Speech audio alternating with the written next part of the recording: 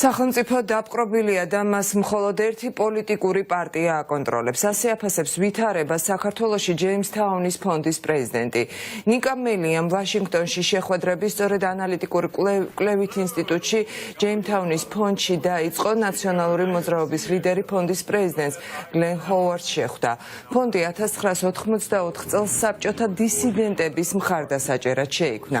პოლიტიკური ტყვეობიდან გათავისუფლებული მთავარი ოპოზიციური პარტიის ლიდერის შეხვედრების შესახებ ახლა უფრო დეტალურად ანა ასათიანი ისაუბრებს ვაშინგტონიდან. ნიკა მელია აგრძელებს შეხვედრებს ვაშინგტონში ამერიკელ მაღალჩინოსნებთან და იმ ადამიანებთან ერთად, რომლებიც აქტიურ მონაწილეობას იღებენ შეერთებული შტატების საგარეო პოლიტიკის ფორმირებაში.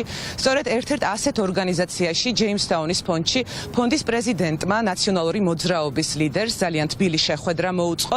გლენ ჰოვარდმა ჩვენთან ინტერვიუში აღნიშნა, რომ სწორედ ნიკა მელიას მსგავსი პოლიტიკოსები არიან საქართველოს ნათელი მომავლის გარანტორები.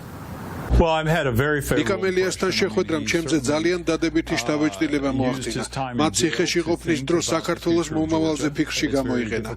ახლა საქართველოში რთული მდგომარეობაა. სახელმწიფო დაპყრობილია და მას მხოლოდ ერთი პოლიტიკური პარტია აკონტროლებს. საქართველოს მომავალი მრავალპარტიული უნდა იყოს და ეს პარტიები უნდა გაძლიერდნენ, რათა გარეშე მტერს გაუწიონ წინააღმდეგობა. ნიკა საქართველოს მომავალს წარმოადგენს. ვფიქრობ, რომ ის და მისი მსგავსი პოლიტიკოსები არიან ძლიერი დემოკრატიის და ევროატლანტიკური ორიენტაციის გარანტორები. მოლოდინს გადააჭარბა დღევანდელმა პირველმა სამუშაო დღემ.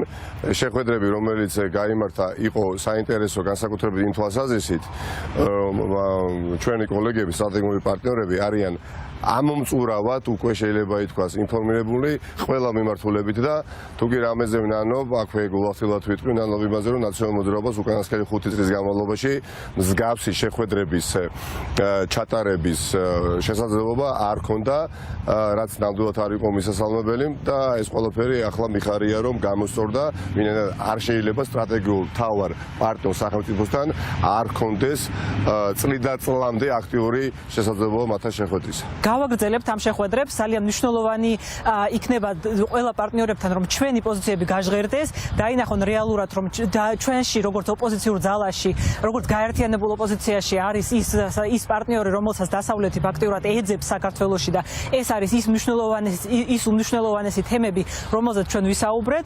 ამერიკის შეერთებული შტატების დედაქალაქში მთავარი ოპოზიციური პარტიის ლიდერის შეხვედრები მთელი კვირის განმავლობაში გაგრძელდება.